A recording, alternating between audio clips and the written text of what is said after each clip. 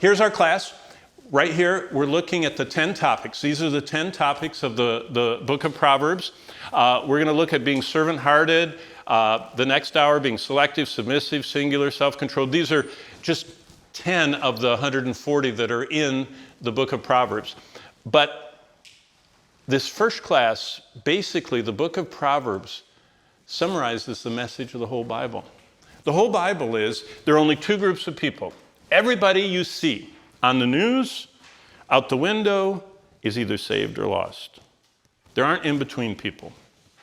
Everybody, every member of your family, everybody you lived by this summer, everybody you traveled on airplanes with getting here, wherever you came from, everyone is either saved or lost this moment. Think about that. It changes your life when you start looking at people as either having the Lord or not having the Lord.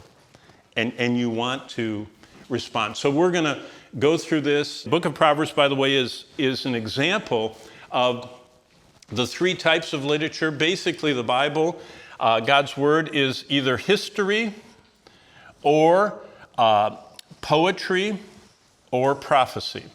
And each one is a form of literature, and you can see it right here. These are history books. I mean, Esther and Xerxes and Nehemiah building his wall and Ezra with all the returnees and then all this stuff about the good and bad kings of Israel and Ruth, Moabitess and Judges, that whole cycle, and Joshua conquering the land. That's the history stuff. This is the poetry stuff. It's totally different. Proverbs is totally different. It's just little phrases. Like, they don't even make sense, some of them. Have you guys started reading Proverbs yet? I mean, some of Proverbs doesn't even make sense. But it does when you understand the form it's in. We're going to talk about that. And then over here, this is so timely. The prophetic stuff, that's where we get to Isaiah. Notice Isaiah is the first of the prophecy books. And we're going to have a big time with that. But we're right in the middle, right there in the poetry. And God has given us the guide to wisdom in Proverbs. God's way of salvation is wisdom. So see right here, wisdom, salvation. God says this is what you should want. Man's way that's heading toward damnation is foolishness. And so God says the lost are foolish. The lost are characterized by, and the whole book of Proverbs describes them.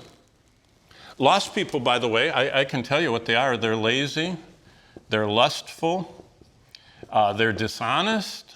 I mean, the book of Proverbs is one of the most descriptive parts of the Bible about how God sees us and how futile our lives are.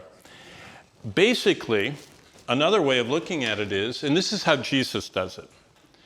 Do you remember Jesus when he's teaching in the Gospels? Have you had the Gospels yet? Have you covered Matthew, Mark, Luke, or John? What books have you guys covered so far?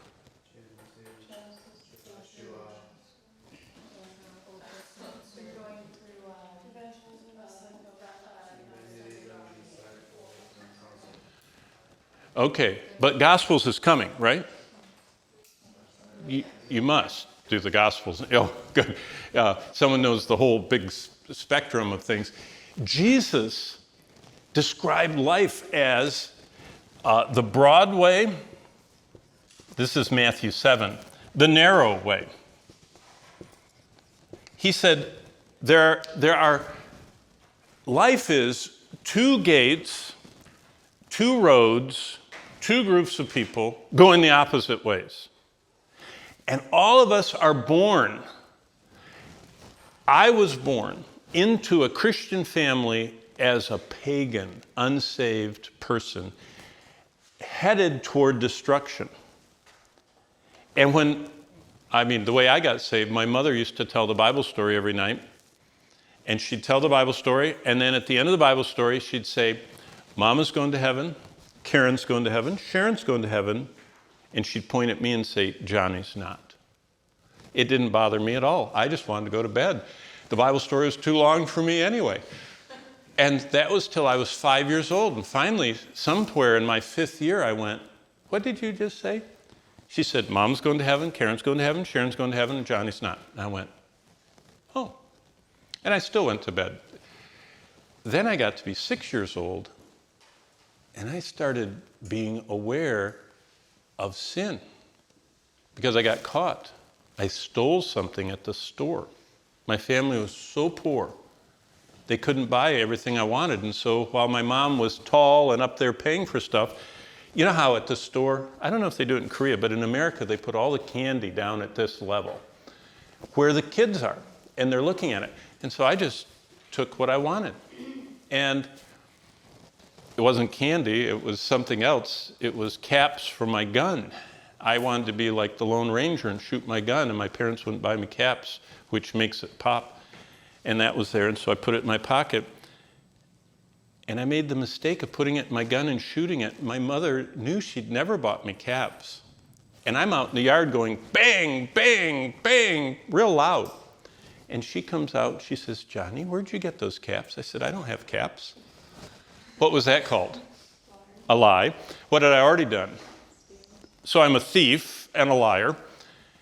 I ran into the bathroom, pulled the caps out of my pocket, the ones that I hadn't used, threw them in the toilet, and flushed it. Now what am I? I'm deceptive. And she came right into the bathroom. She said, what are you doing? I said, nothing. She said, where are those caps? I said, there aren't any caps. And just then, they came back up because they float, and they didn't go down. And there are those caps floating in the toilet. I said, where did those come from? So I lied even more. And you know what? She didn't do anything. She didn't spank me, nothing. The next night, or that night, she said, Mama's going to heaven. Karen's going to heaven. Sharon's going to heaven. You're not. And I looked at her and I said, why? She said, because you are a sinner. And I said, I know. I felt horrible. See, you can't get saved until you get convicted of sin. So the gospel, Jesus said, this is what the saved look like, this is what the lost look like. The lost are all of these things, they're on the way to destruction. The saved are on the narrow way that know God, want his wisdom, fear him.